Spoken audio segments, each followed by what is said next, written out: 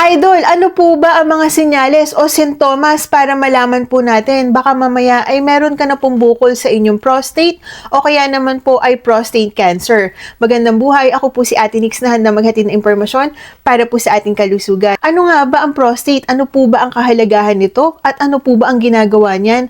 At ano nga ba ang po pwedeng maging sintomas kapag kayo ay meron na pong bukol sa inyong prostate? Ang prostate po ay napakaliit lang po niyan, Idol, kasi liit lang po yan ng ping pong ball na size po ng bola ng ping pong. Ito po ay napakaliit. Located po ito sa medyo gitna ng reproductive system ng kalalakihan. At sa mga lalaki lang po ito makikita. Malapit po ito sa ihian at malapit din po ito sa dinudumihan ng kalalakihan. Ang trabaho po ng prostate sa atin, ito po ang dahilan bakit po tayo nakakabuntis ng mga kababaihan. Bakit po nabubuntis si misis? Ang nangyayari po dyan, Idol, ay sa mismong maliit po na yan, dyan po mismo na po-produce yung fluid ng ating similya. At dyan din po nagkakaroon ng nourishing, dyan po na hinihinog yung mismong similya ng kalalakihan. Kaya po ang kalalakihan ay nakakabuntis dahil po dito sa prostate na to. Mga sintomas para malaman po natin, baka mamaya ay meron ka na pong bukol sa inyong prostate. Nagkakaroon ka po ng pag-ihi po, frequency na pag-ihi sa gabi. Palagi ka pong bumabangon sa gabi, Idol. Kapag ikaw ay natutulog, lagi kang nagigising dahil pakiramdam mo ay maiihi ka. Pero pagdating naman po sa banyo, ang inyo pong ihi ay sobrang kaunti lang. Sobrang patak-patak lang at nakakaramdam kayo ng irritable dahil nga po hindi nyo mailabas lahat at iihi na naman po kayo. Nagkakaroon din po kayo ng tingling sensation dun sa mismong ari po ninyo dahil hirap po kayo makaihi. Maari din po kayong magkaroon ng pagdudugo sa inyong ihi. Meron pong sumasamang dugo dyan at meron pong pain. Kapag ka may pain, Idol, ay medyo alarming na rin po yan, Idol. Ibig sabihin ay kailangan nyo na pong magpa-check up. Isa ding pong rason, Idol, kapag kayo ay gustong-gusto nyo makabuo ng baby tapos hirap po kayo, ay baka mamaya may problema sa inyong prostate na kailangan nyo pong ipa-check. So, ano po yung mga dapat nating gawin kapag nakaranas ka na po ng mga ganyang senyales o sintomas? Huwag ka na po magdalawang isip, Idol. Maghanap ka po ng doktor na malapit po sa inyo. Iyan po ay gagawa ng physical exam po sa inyo. Ito yung mismong dalawang bola dyan, Idol, sa harapan.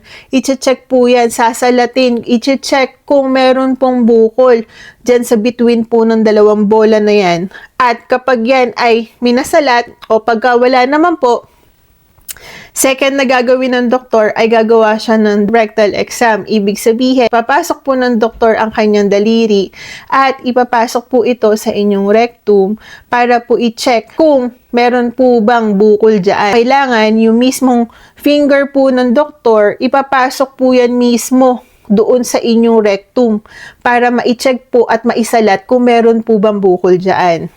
At sigurado ako, Idol, magpapacheck yan ng blood work para po sa inyo. Yung PSA na tinatawag, ito po ay ang prostate specific antigen. Ito pong PSA na to, dito po natin malalaman kung ano po ba yung level na malaman kung kayo po ba ay maaaring may bukol po dyan o kaya naman po baka mamaya cancerous kapag sobrang taas ng inyong PSA level. Depende din po yan sa mga age. Nangyayari po yan sa ating mga kalalakihan pero as they age, habang sila po ay tumatanda, yan po ay malaking risk para po kayo ay magkaroon ng ganyan. Para po may further testing or diagnostic test, ang gagawin po niyan ay mag-o-order po yan ng ultrasound o kaya ng MRI. Kapag duda pa rin siya, ang gagawin po niyan ay biopsy para ma-check po baka mamaya cancerous na.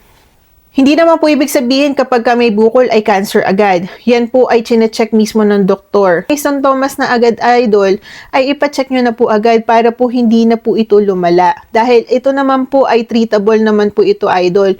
Huwag lang pong darating sa punto na magiging cancerous po siya. Doktor po, ang general doctor o kaya naman po ay ang urologist, specialista po para dito, ay mag-order po yan ng gamot para po sa inyo, po mga alternative na po pwede po siyang gawin para po sa inyo, kaya wag po kayo matakot. Yun lamang po, Idol. Please stay happy, stay healthy, at good vibes only. Please don't forget to like, share, and follow me for more videos. Ingat po tayo mga kalalakihan. Please make sure kapakapain nyo po yan.